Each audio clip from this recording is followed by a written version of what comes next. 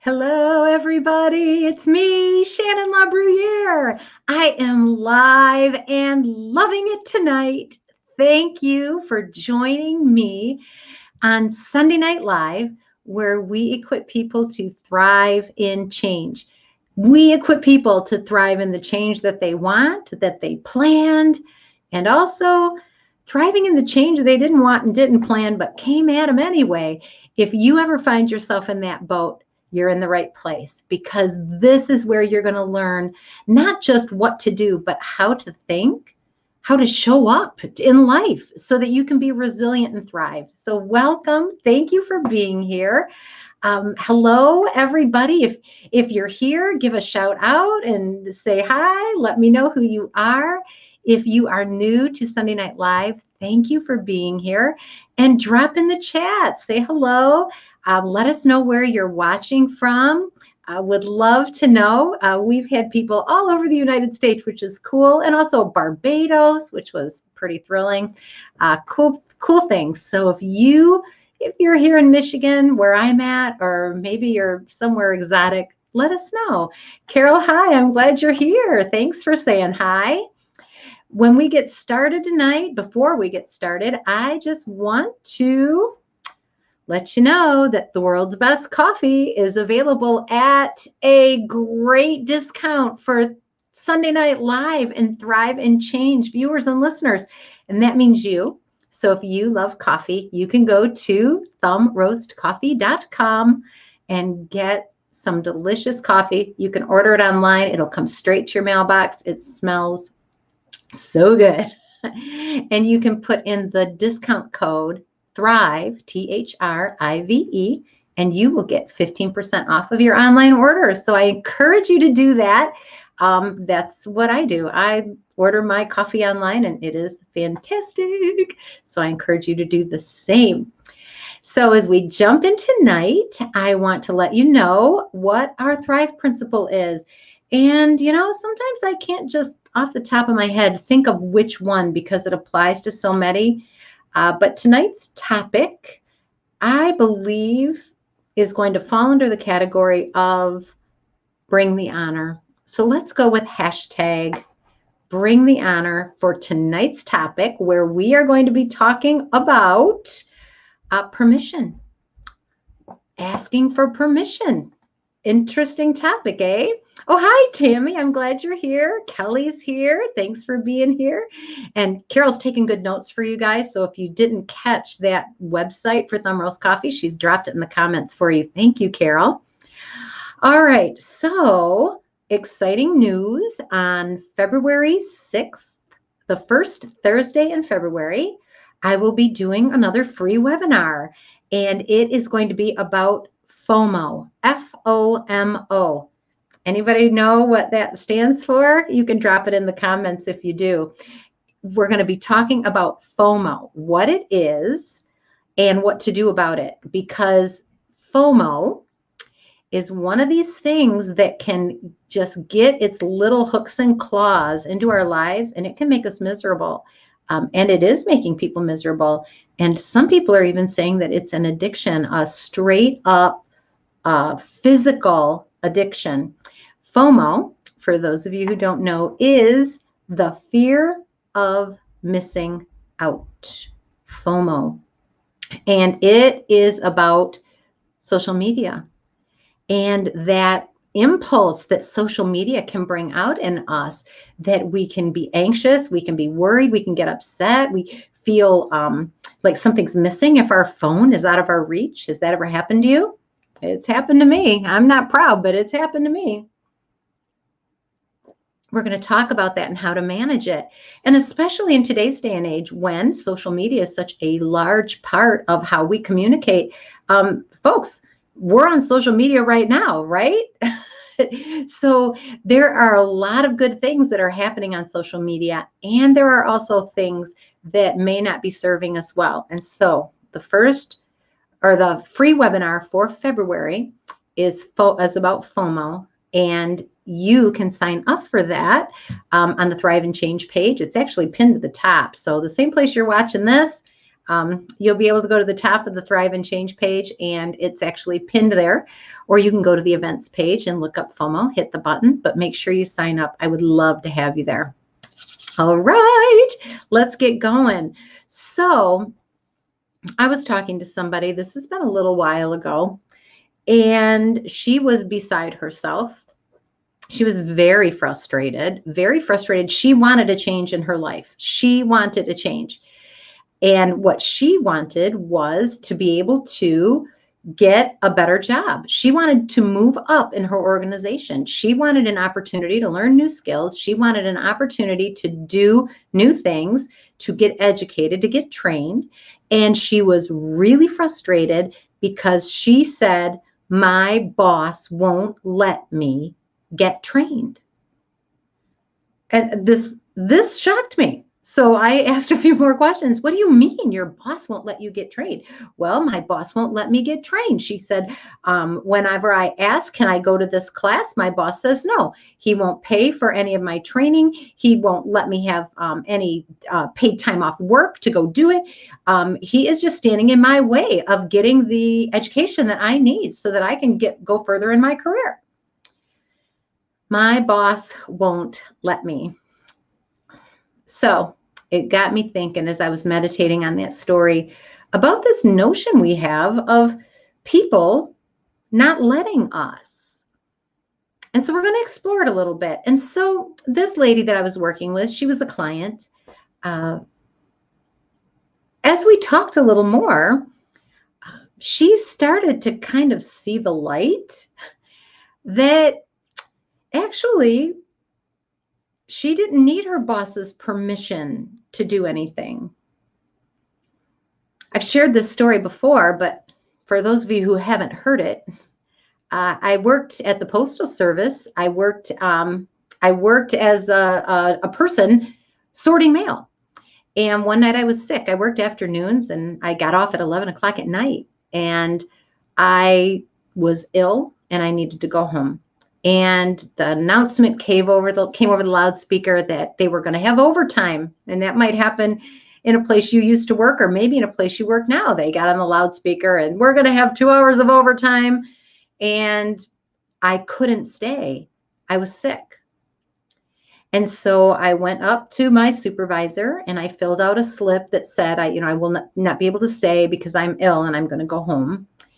And her boss, our manager, got really angry with me and started yelling at me. And she said, Shannon, you can't go home. And I just looked at her. What? You can't go home? I just called overtime. We need you here. You can't go home. I took my time card, put it in my little rack, slid it out, punched out, and said, I can go home. I am going home. I will talk to you when I get back. Now, this is the thing. This is the thing. Could I do that? Yes. Did I need to ask her permission to go home? No. Was I going to have to deal with the consequences of how I handled that? Was I going to have to own the consequences of my decision? Yes. So this is the thing. Just about all of you, there might be a few kids watching. There might be a few minors watching. If that's the case, welcome. I'm glad you're here. This is a good place for you to be. But for the adults in the audience, I want to remind you of something really important. You don't need to ask anyone's permission to do anything. You don't need to ask anybody's permission to do anything, because as an adult, you get to choose. And that's super important. Oh, Kelly's asking a good question. And hi, Corinne. I'm glad you're here. Hey, Corinne. All right. Kelly asked this great question. So what happened? Well, I punched out. I went home. I was off work for a couple of days. And when I came back, they called me in the office and said, well, you said you went home because you were sick and we need to see a doctor's note. And I said, okay. it was what it was. I went back to work. I worked another 30 years there. So it wasn't like they fired me for it, although I suppose in some places they might have. But I was sick and I knew I couldn't stay. And I knew the choice was mine. This is what we have to always understand. We can always choose. It's our right to choose. It's our privilege to choose. It is part of being an adult and being empowered as an adult that we understand we choose. But that doesn't mean that we are free from the consequences of our choices. Okay? So we talked about that a couple of weeks ago in Sunday Night Live, this idea of when you can't make people change, right? What do you do when you can't make people change? Well, you hold them accountable and make sure that they experience the appropriate consequences for their poor choices.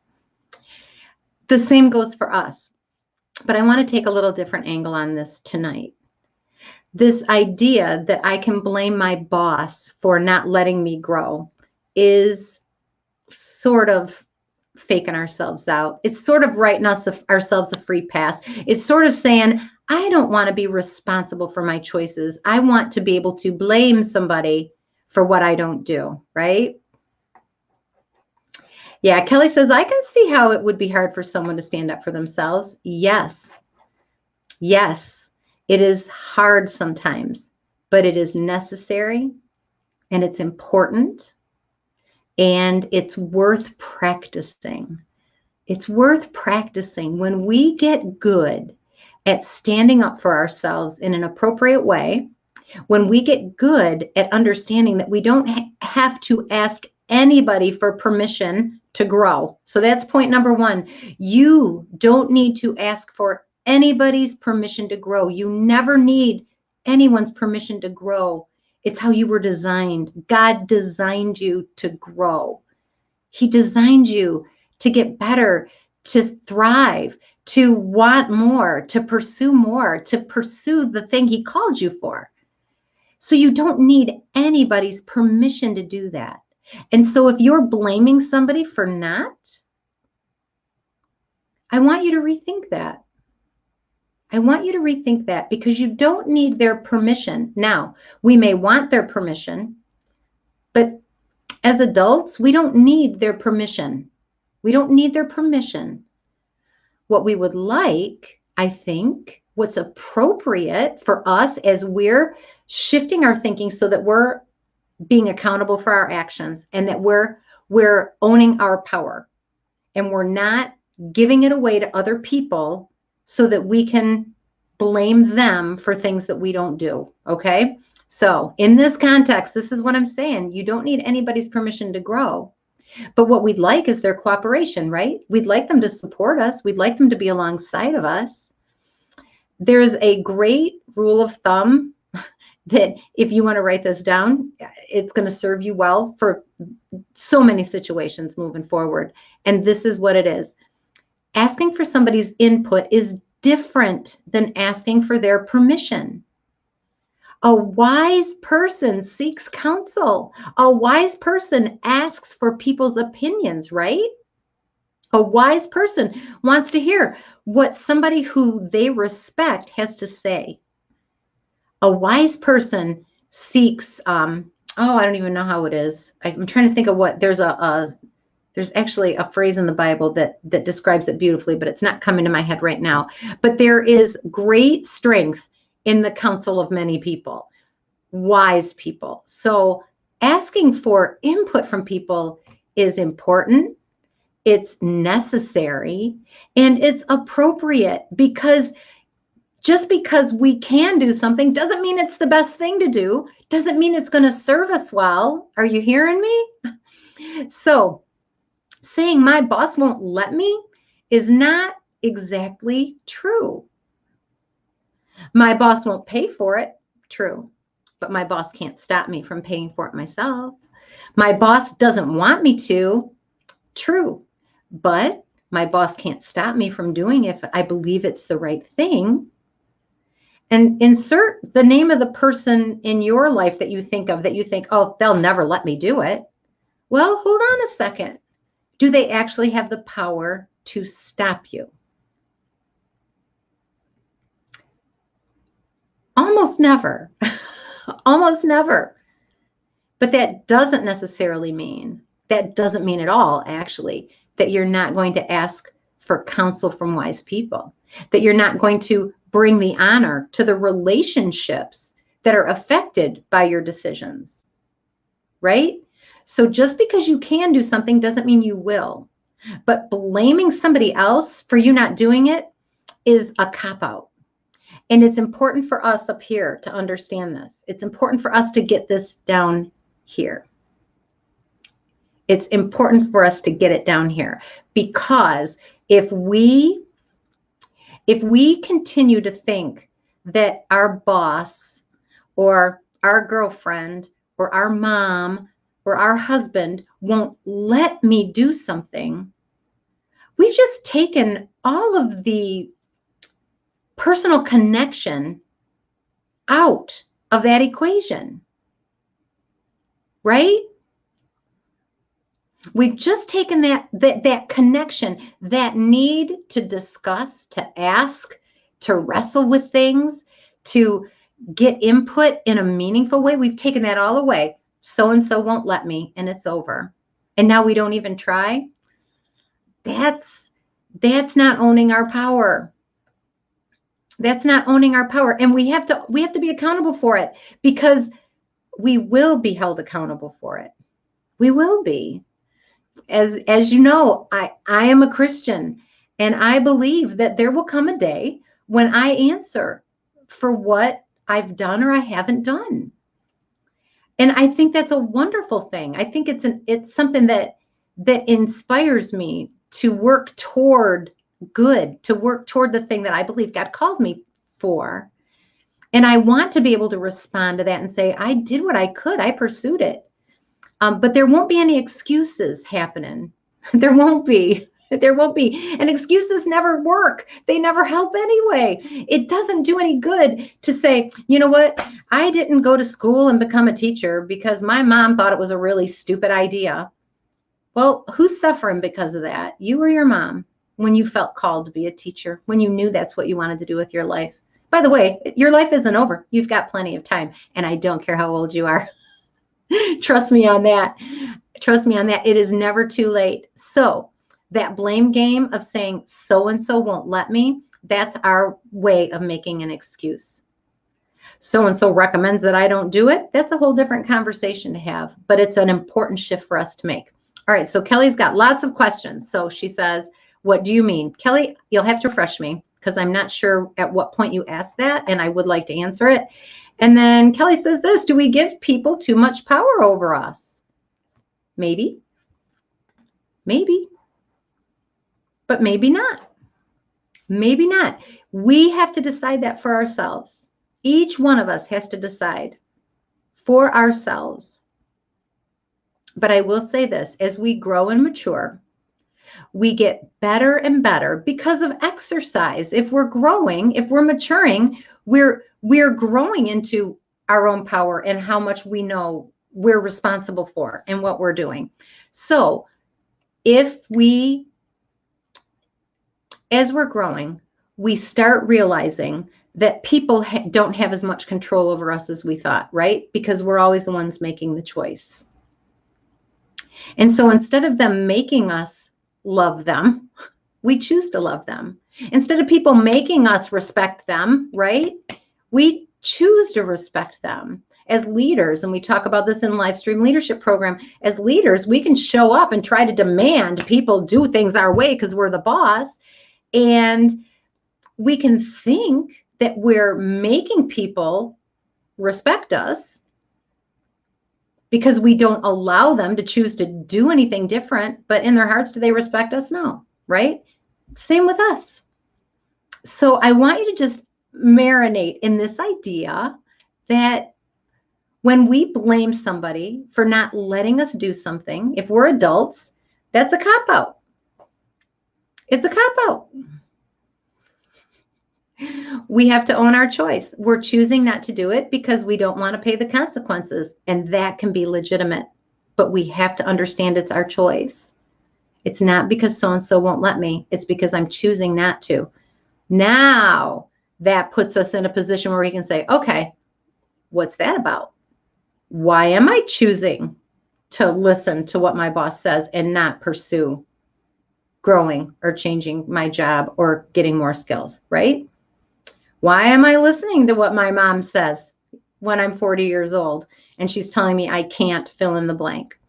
What's that about? We can get curious about it. We can take our ownership back. We own that. It's our power. We don't have to blame other people for our choices. The more ownership we take of our choices, the better off we're going to be, the more impact we're going to have, the healthier we are.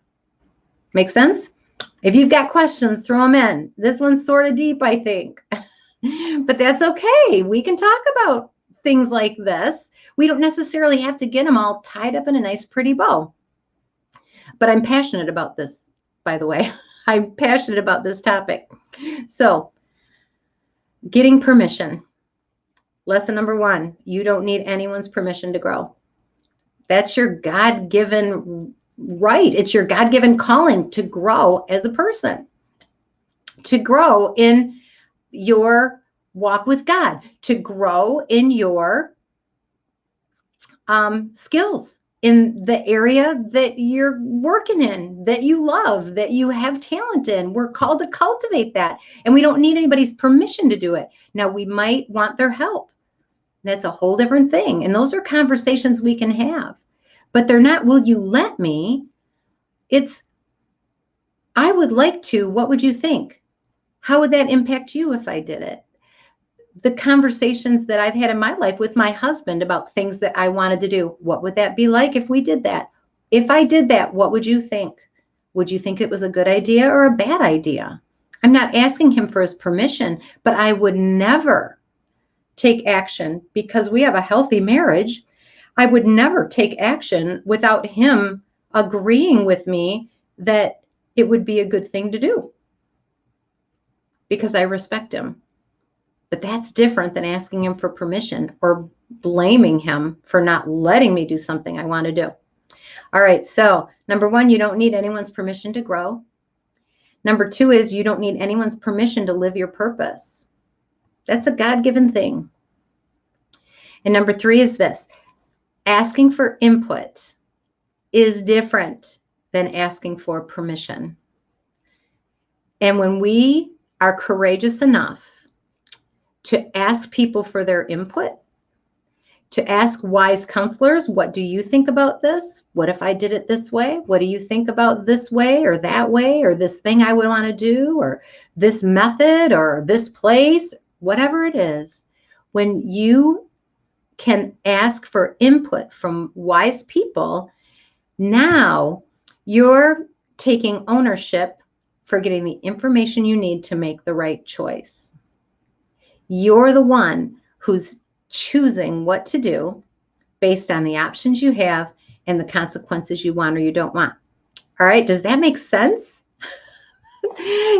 I'm not seeing many comments now. Kelly, I'm glad that I answered your question, so that's a good thing. So what do you guys think? What do you guys think? Do you think it's important to ask for permission from people? If you disagree, I'd love to know. I'm really curious about how you look at that. And if there are areas in your life where you've been letting somebody who has no business telling you no stop you from doing something you love, well, I'm here to help. And that's the thing that's interesting about asking for permission. A lot of times we're waiting for permission from people that don't care about us at all. They're not even connected with us. And we want them to approve of our decisions. We wait for them to give us the go-ahead before we take action. This happens in social circles a lot, right? When there's some cliques maybe, and there's a queen bee at the top of one of those cliques, and she's the cool person. And so we don't want to do anything that they haven't approved first. We don't want to wear anything that maybe they haven't worn or go where they haven't gone. Right? Waiting for permission from people who have no investment in our lives at all. Waiting for permission from, I don't know, Who do you wait for permission from? I can tell you who I've waited for permission from. I've waited for permission from leaders in my life. I've waited for getting permission from leaders in my life to sing and use my singing gift to help people. I thought I needed somebody in charge with a title to let me. And it turned out that if I went to a hospital and sang a hymn to an old person, they loved it whether I got permission from somebody or not. That person, by the way, that leader at the time, didn't even know I was waiting for permission from them. They didn't even realize that they had that role in my life. I'd put them there. Sometimes we wait for permission from our parents, and they're not even expecting us to ask them. We've gone on, we've launched, we've been on our own. And yet we feel like we have to ask for permission from our parents when in reality, they're not even wanting to give us permission. We're the ones who need to make the shift. I want your valuable input, Mom. I would like to hear what you have to say about this, Dad. Is so much different. It's so much more grown up and mature than saying, Mom, will you let me? Right? Corinne. The other person, oh, Corinne. Corinne, I did not see your comment. This is awesome. Great minds think alike. The other person may not even know you're waiting for permission from them. We may be thinking we need or want to please the other person. 100%, Corinne. Yes. Yes. Sometimes they don't even know it's us. And that's what this idea of permission is all about. It's us deciding we're going to own our choice. We'll own the consequences. But we're, yeah, perfect timing, says Corinne. But we are not going to make decisions without getting wise input. Getting wise input is awesome. Asking for permission is not usually appropriate. It's not usually appropriate because we get to choose. That's what being a grown-up is, right? All right, let me see. Sammy says hi. She's sorry she's late, but hi, Sammy. Better late than never. You can jump in anytime, and I'm glad you said hi. So I'm seeing some hearts. I'm seeing some likes. What do you guys think about that? Is there an area in your life, as we're wrapping up here, is there an area in your life where you are waiting for somebody to give you permission, and really all you need to do is get input? Get wise counsel, and then make a decision? I'd be interested to hear about it. We can spend a lot of our power. We can give it away to other people. They might not even know they have it, but we can give it to them. And then we keep waiting for them to give us the nod to go, or to tell us to make the jump, or to give us that next step. And what we've actually done is we've been squandering our time and energy waiting for something that we don't have to wait for. We get to pick. We need to pick, but we need to pick based on wise input, bringing the honor to the relationships that we have and that we value. Not just saying, I'm going to do it whether you agree or not, which is pretty much what I did to the manager when I was sick that night at the post office. Give me 10 more years working in that environment, and I would have handled that conversation so much differently. I was immature. I was a little bit too in your face about it, but I stand on the truth of it. It was, at the end of the day, my choice if I was going to leave or not, and she did not have the power to make me stay. She could not give me permission to leave.